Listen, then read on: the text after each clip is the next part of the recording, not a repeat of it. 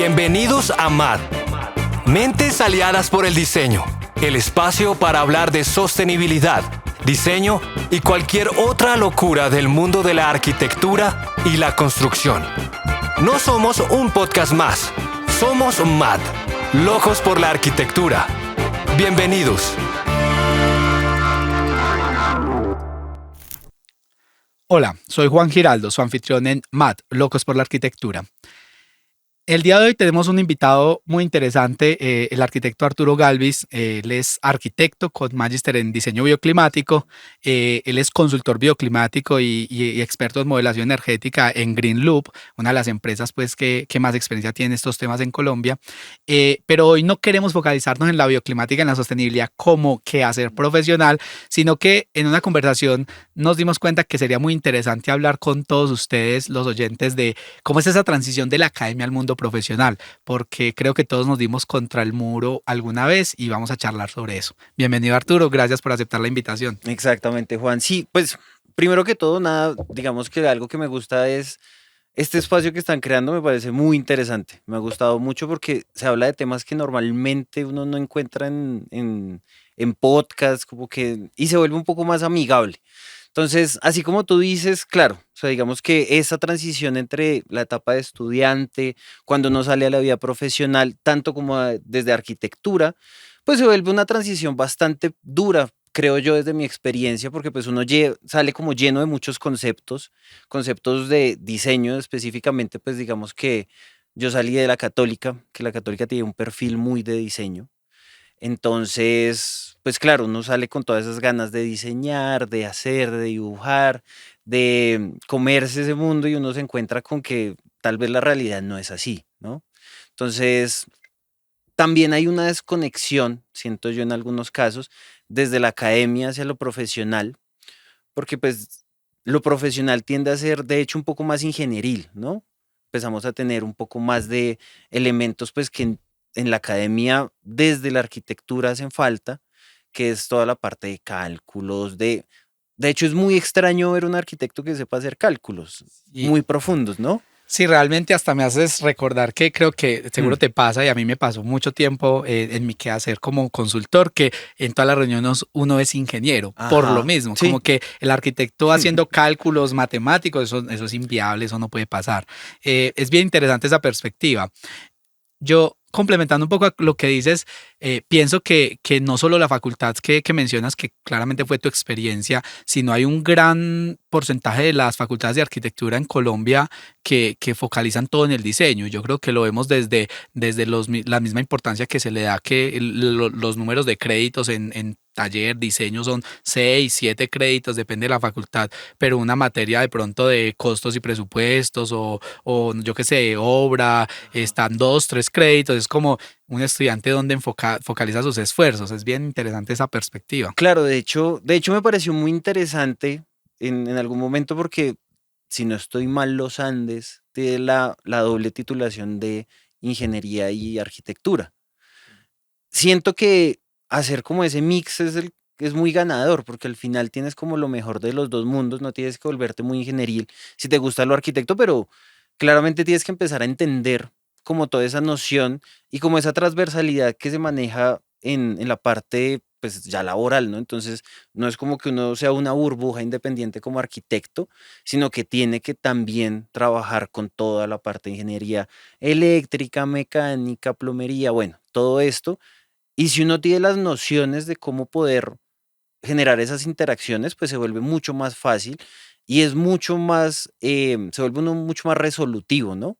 Y como que uno entiende por qué el ingeniero te está pidiendo eso y por qué yo también podría llegar a pedirle cosas, ¿no? Entonces, siento que esa dualidad es bastante importante y pues no genera como ese choque tan duro cuando empezamos a entender que hay muchos más ingenieros y gente que está alrededor de la construcción, que es igual de importante como uno y que también tiene, pues digamos que otros universos de conocimiento totalmente diferentes, pero si uno se llega desde la academia a entender y a generar esa proximidad es mucho más fácil. Sí, me hiciste acordar de algo que alguna vez un docente mío, que en ese momento no recuerdo quién fue, me dijo, en la vida profesional el arquitecto es el director de orquesta, porque está en la obra y tiene que coordinar a todos los cabezones, a todas las ingenierías, al eléctrico, hidráulico. Entonces este te pide un cuarto, este te pide un ducto por aquí, el acá. Entonces el arquitecto tiene que tener cómo hacer que todas esas exigencias puntuales dialoguen en un solo edificio.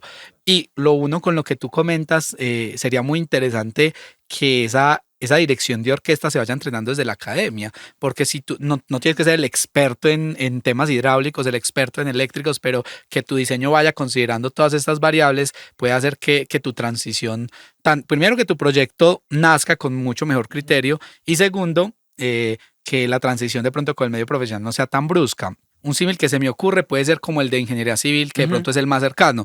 Yo creo que nadie hace un diseño sin poner una columna y quizá uno no te calcula la cantidad de flejes, de acero ni de la columna, pero pues uno nos hace un diseño sin poner columnas. Uno medio estima un tamaño, algo parecido como con todas las especialidades, sería interesante. Sí, claro, siento que eso que estás diciendo de la coordinación es supremamente importante y también siento que de la coordinación viene muy atado el tema de habilidades blandas que tampoco se maneja mucho, ¿no? Es como nosotros desde la academia somos como si fuéramos ese director de orquesta, pero que no conoce a nadie, no conoce a su orquesta, pero entonces sale y hay que empezar a generar esa coordinación. Y dentro de esa coordinación también hay unas estrategias de habilidades blandas que al final la coordinación es, digamos que esa negociación entre las diferentes partes que están dentro de la construcción. Y entonces hay muchos profesionales, siento yo, que salen sin esa capacidad de negociación, de poder ser persuasivos con las otras personas que están alrededor y tienden a ser o malos coordinadores, no por la parte técnica, sino también como esa Lo parte. humana, Exactamente. Sin señalar a nadie. Pues.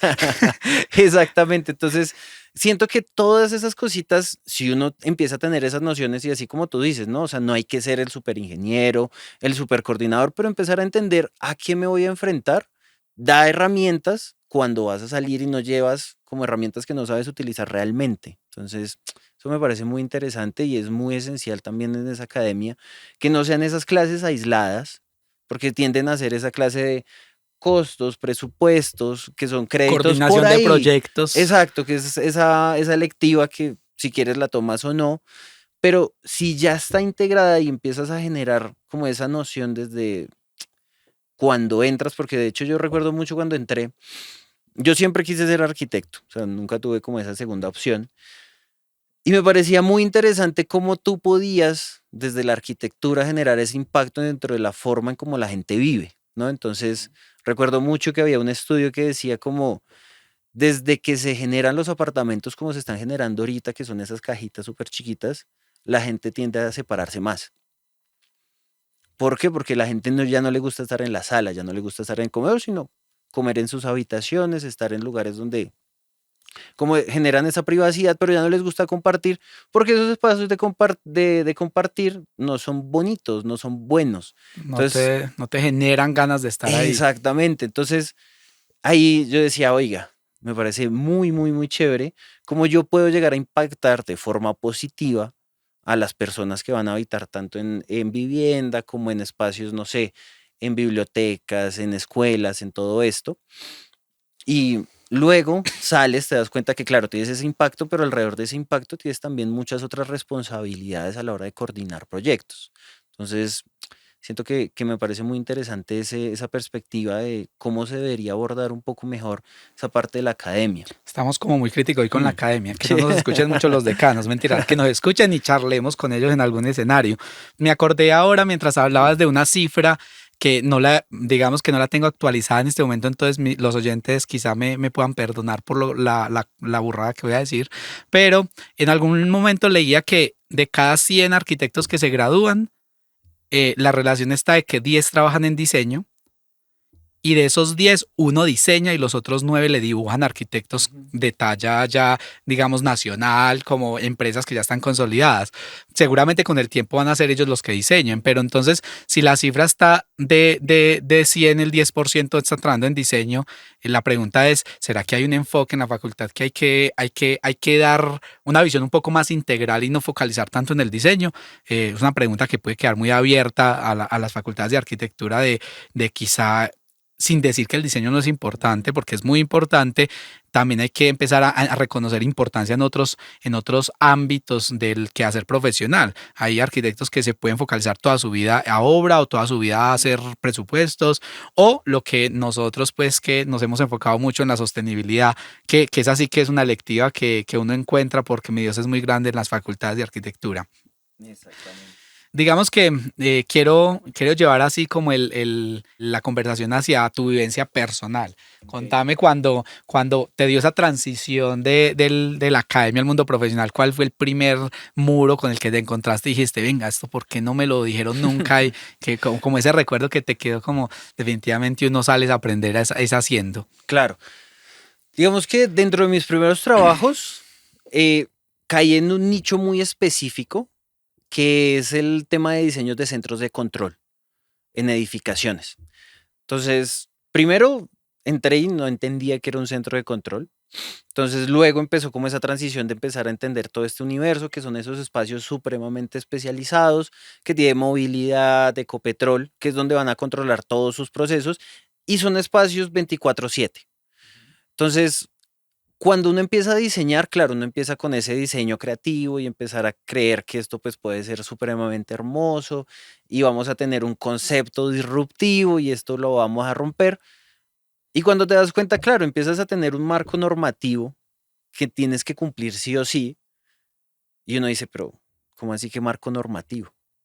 Ah, es que claro, como son elementos o son espacios 24/7, necesitas tener unos puestos especiales, necesitas tener unas estaciones especiales y ya no es tanto como esa creatividad, sino, hey, tienes que generar un proceso en el cual tú tienes que saber qué espacios necesitas, cuál es el área, cuánto es la funcionalidad que necesitas para cada una de las personas y entender cómo le puedes meter esa creatividad que tienes como de esa salida al mundo profesional, pero ya empiezas a tener unos marcos que te empiezan a limitar y desde antes no los tenías tan presentes. Entonces siento que ese es como ese primer choque cuando empiezas a entrar al mundo laboral, que es ese marco normativo que en cierta forma no se muestra en la academia de una manera como tan especial, como que te digan, hey, estas son las normas que nosotros aquí en Colombia manejamos y tienes que cumplir y juguemos con ellas, sino como que es ese choque que uno no se espera como tan rápido.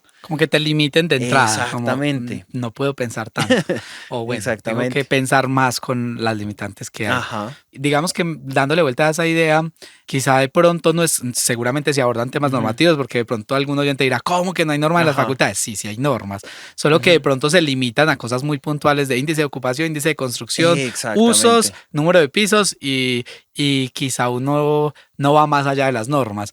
Entonces, digamos que no lo había pensado desde esa perspectiva, pero puede ser muy interesante porque hay diferentes usos que pueden generar esa limitante en el qué hacer.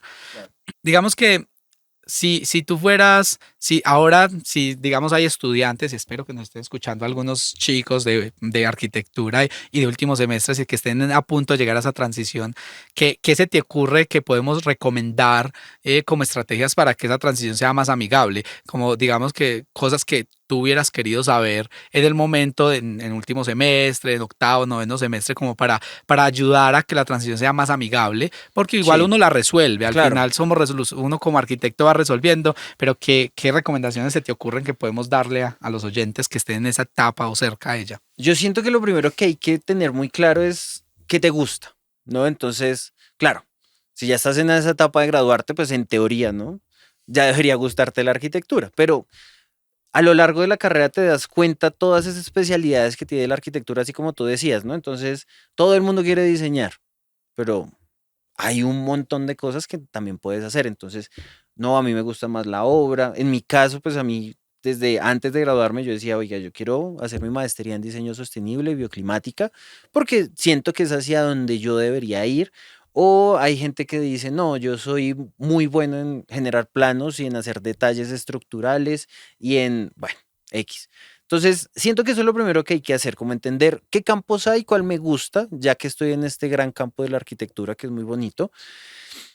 Y ya entendiendo esto, siento que hay una gran posibilidad a la hora de cuando buscamos las prácticas, Siento que ese es un buen gancho. Entonces, si yo ya sé hacia dónde quiero ir, pues buscar una práctica acorde hacia donde yo quiero ir para entender si realmente me gusta, porque siento que en el hacer uno encuentra el gusto, ¿no? O Entonces, el odio, el amor-odio. Ahí uno exactamente. o descarta o se termina de enamorar. Exactamente, que es muy importante. De hecho, no sé, digamos que siento que esa parte de la práctica es como lo más esencial, que es esa parte en donde uno como que todavía está un poco resguardadito en la academia y entra a ese mundo laboral a entender cuáles son esas dinámicas. Y si uno elige una muy buena empresa, bueno, pues no que sea buena o mala, sino que esté enfocada hacia el camino que uno está buscando, creo que eso le va a ayudar muchísimo a uno a la hora de generar esa salida a mercado, que de hecho mucha gente ya se enrola en esas prácticas a la empresa pues que le gustó el trabajo y la temática. Entonces, siento que si uno entiende eso antes de salir, va a tener, digamos que hay un buen terreno arado y va a salir un poco más seguro de hacia dónde quiere uno direccionarse. Adicionalmente, siento que tener esa claridad de lo que no le gusta claramente, pues es esencial. Y no sé, digamos que ir entendiendo cuál es el contexto que está viviendo el país es muy importante también, ¿no? Entonces, así como ahorita tú estabas diciendo el tema de las sequías que está pasando en Bogotá, ¿por qué está pasando esto? Entonces, si uno llega a tener un contexto mucho más claro de qué está pasando en la sociedad, en la parte política, hacia dónde está yendo el país, uno también empieza a tener en cuenta como qué está pasando en las empresas, qué está buscando una empresa. De hecho, yo recuerdo mucho que cuando yo salí, era como de pregrado, yo salí en el 2018 y en esa época recuerdo que estaba como el boom del BIM, ¿no? Entonces, si uno entiende hacia dónde está yendo el mercado, uno también entiende qué tiene que estudiar y prepararse y hacia dónde tiene que focalizar como esos conceptos de decir, oiga, yo necesito manejar Revit porque es lo que están pidiendo la mayoría de las empresas. No salir y ver qué están pidiendo, sin Sí, como anticiparse un tratar de... poquito, eso también es muy bueno. Sí, yo creo que, y ahí está ligado al compromiso o a lo que, la responsabilidad que tiene que tener una facultad de arquitectura. Ujú. Quizá hoy día sería como facultad de arquitectura que no enseñe BIM, está súper atrasada, y aparte quizá el resto, digamos un CAD que se sigue usando, hay cosas que se hacen en AutoCAD o en dibujo tipo CAD, pero yo creo que ya no debería ser como una materia tan obligatoria, sino un plus que puede tener alguien, porque de pronto Revit ya es otra cosa, pero es Claro. como tú lo dices, leer el mercado para tomar decisiones a partir de eso.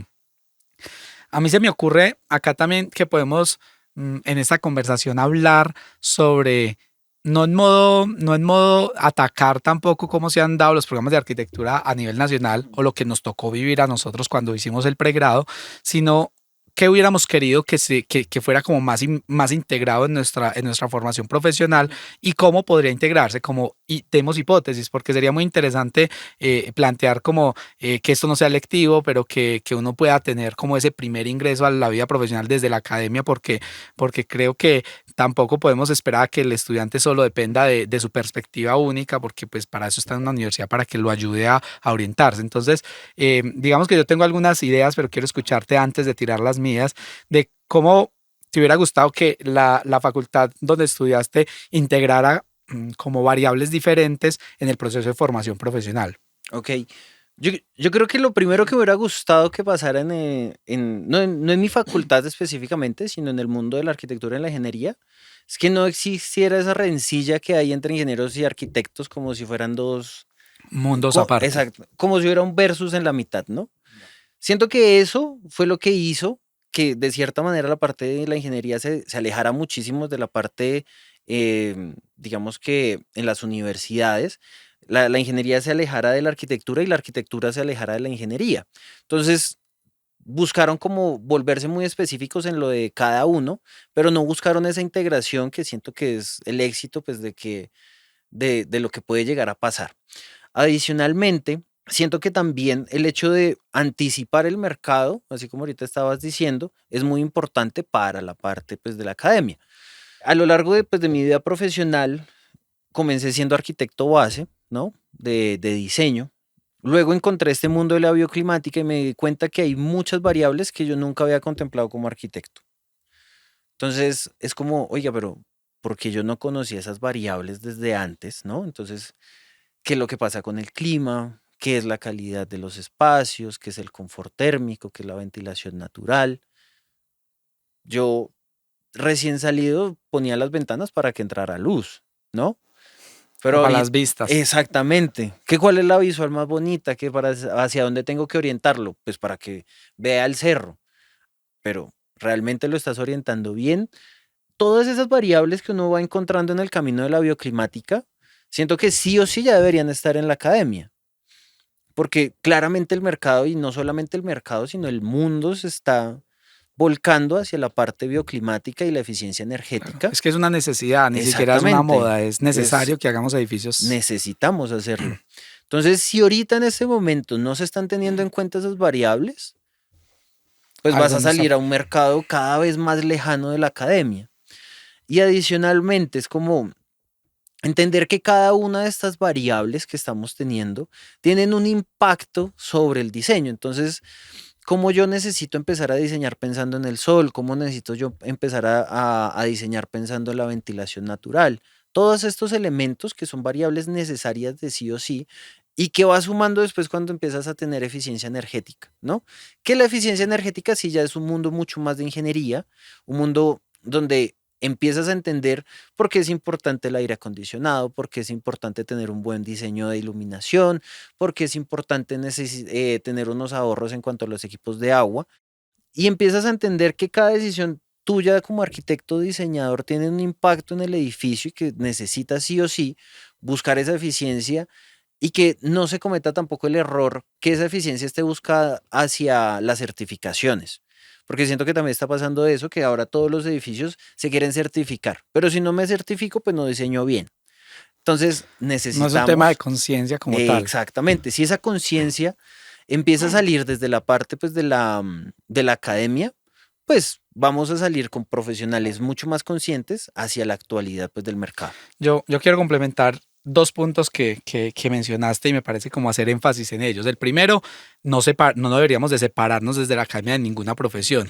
Y por el contrario, yo creo que deberíamos de hacer algunos grupos de investigación en colectivo, trabajos de una electiva que se diseñe en colectivo un edificio con un ingeniero, de pronto hasta hidráulico, eléctrico, como hacer un pequeño ejercicio académico de lo que pasa realmente en la vida. Clínicas, claro. Eso puede ser muy interesante, como eliminar ese versus, que por el contrario deberíamos de estar cada día más conectados, porque en la vida profesional es eso, uno tiene que hablar con todos todo el tiempo. Y el segundo punto, sobre el tema de involucrar ya puntualmente temas de sostenibilidad y bioclimática desde etapas tempranas y desde la academia, a mí se me ocurre que, y voy a ser reiterativo con el ejemplo, que es el ejemplo de la columna. Yo me sé orientar bien y entiendo que la ventana sirve para ventilar, para iluminar, el tamaño y la proporción de vidrio y muro me va a permitir ciertos niveles de eficiencia porque caliento más o caliento menos. Quizás yo no tengo que usarme todas las fórmulas ni los software para simular esto, ni calcular al detalle un cortasol, porque eso ya se termina volviendo una especialidad. Es como no calcular el acero y los flejes de una columna, pero mínimamente saber que existe, que no pase que uno que me está terminando el 10º edificio en su vida profesional y llegó un bioclimático y ya pensaste en esto y uno diga, ay, güey madre, ¿cómo así? Claro. Y todos los otros proyectos, porque nadie me dijo eso. Entonces, creo que el ejercicio en la academia va por ahí y que no sea una electiva, que sea como un tema obligatorio para que todos tengan la noción básica y desde esa noción básica se vaya construyendo criterio y ya cuando sales a diseñar puede que no seas el bioclimático, porque no hay que ser el bioclimático como no tienes que ser el ingeniero civil ni demás, pero que tu diseño surja con ciertos criterios. Si luego necesitas llegar al nivel de eficiencia energética, que es mucho más técnico como lo mencionabas, seguramente ahí yo ya busco a un experto, a un consultor, a una empresa que me termine de afinar y no cambiar cosas, porque si uno llega con algo que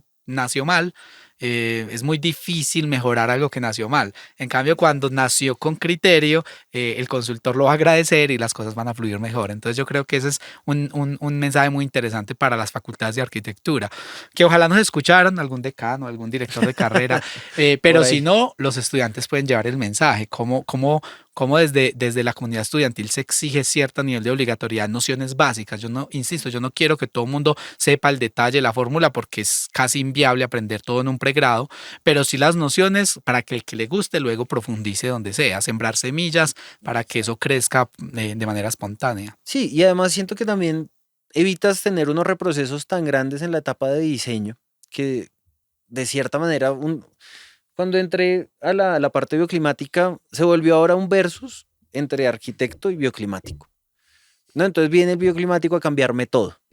Y eso no, es que no te estoy cambiando todo, o sea, te estoy mostrando las herramientas que necesitas tener en tu diseño. Claro. Y como tú dices, si no la tienes, pues te va a tocar cambiar un montón de cosas. Y cambiarlas a bien, o sea, a hacer las cosas pensadas hacia el ocupante, no hacia el diseño bonito. Entonces, digamos que es muy importante también como desde la etapa temprana, tener esas nociones, esas herramientas, pero también la parte que tú dices de la parte investigativa es muy importante y me parece muy chévere lo que estás planteando, de buscar esa transversalidad desde las carreras, que es esa clínica previa antes de salir de, oiga, voy a hacer un proyecto, voy a tener un ingeniero hidráulico, voy a tener un ingeniero eléctrico, vamos a tener como esa posibilidad de generar ese proyecto en conjunto y entender cuáles son las necesidades y por qué los ingenieros me están pidiendo cosas y qué cosas yo debería pedirles a ellos, ¿no?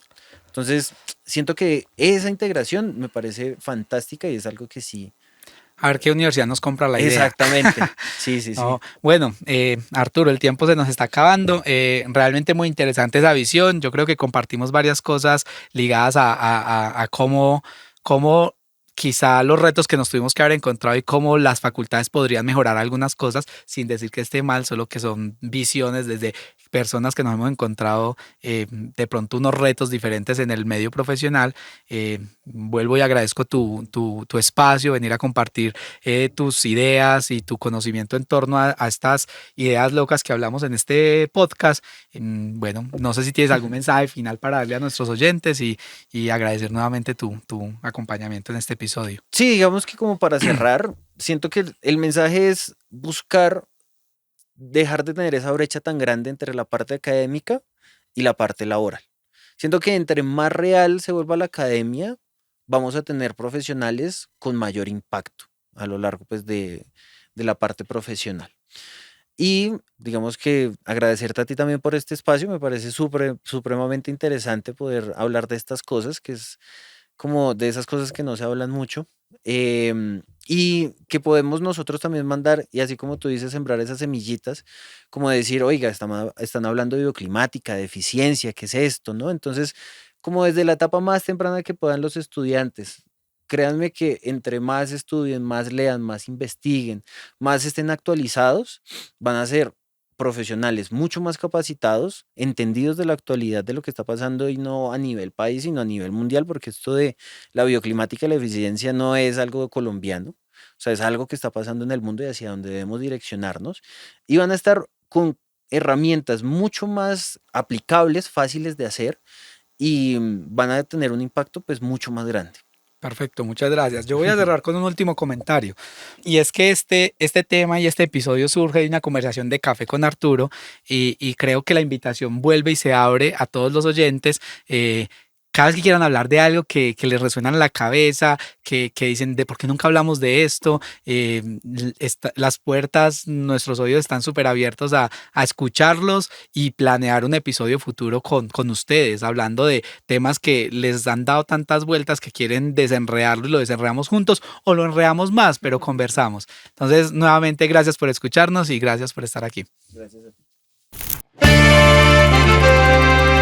Recuerden que MAD está disponible a través de Spotify como MAD Locos por la Arquitectura. También pueden encontrarnos en Instagram como MAD Podcast. Allí encontrarán videos, resúmenes, el perfil de todos nuestros invitados y, por supuesto, más locuras contadas de la mano de los expertos. Recuerda darle like a este episodio e invitar a tus amigos a seguir este lindo espacio. Si tienes un tema y quieres acompañarnos, no dudes en escribirnos en nuestras redes sociales, seguro te leemos. Gracias por escucharnos. Nos vemos en un próximo episodio de MAD, Locos por la Arquitectura.